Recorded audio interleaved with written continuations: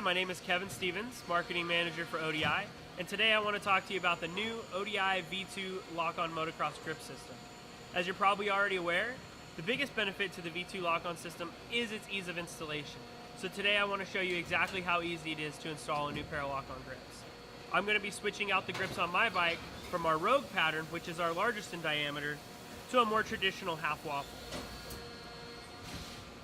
I'm just going to need two tools to be able to do this because I'm already running the V2 lock-on grip system. However, if you did have a stock grip or a slip-on grip, you might want to also grab a razor blade just so you can cut the grip off, and maybe even a piece of sandpaper so that you can remove any of the old residue from the handlebars. For me, I'm just going to use a 3mm Allen wrench, and I'm going to loosen up the bolt on the clutch side grip until I can give the grip an easy twist. Then I'm just going to pull it right off of the handlebar. I'm going to get my half waffle grip, slide it right onto the handlebar, and tighten up the bolt on the pre-installed clamp. Once I get it nice and snug, I'm going to check to make sure that the grip doesn't twist and make sure it doesn't slip off. Once I'm comfortable with that, I'm going to move on to the throttle side. On the throttle side, I'm going to use my 8mm socket, and I'm going to loosen up the bolts and actually remove them completely on the throttle housing.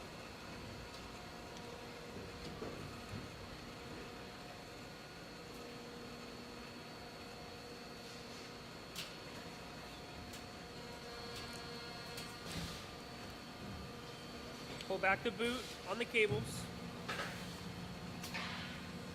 and open up the housing one side at a time, removing the cable from the existing throttle tube. Now I just slide the throttle tube with the pre-installed grip on it right off the handlebar and slide the new one on. On 4 strokes, keep in mind that your cam is actually going to point towards a down position, which will make a difference if you're using the half waffle grip, but not so much if you're using our Rogue. Installing the first cable into the front of the cam, I just put the cable in and I give it a little twist so it's at the bottom, and then taking the second cable and putting it into its correct position on the cam, I just run it through the guide and snap everything together, and then install the bolts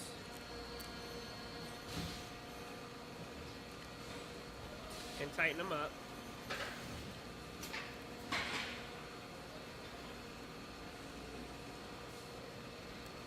Making sure that you've got the housing in the desired position.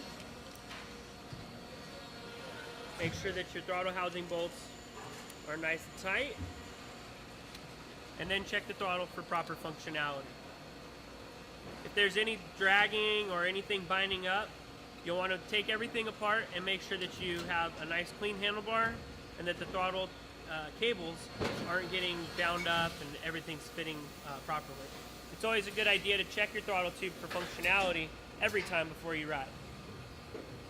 Then you just slide the boot cover back onto the throttle housing and you're ready to go moto.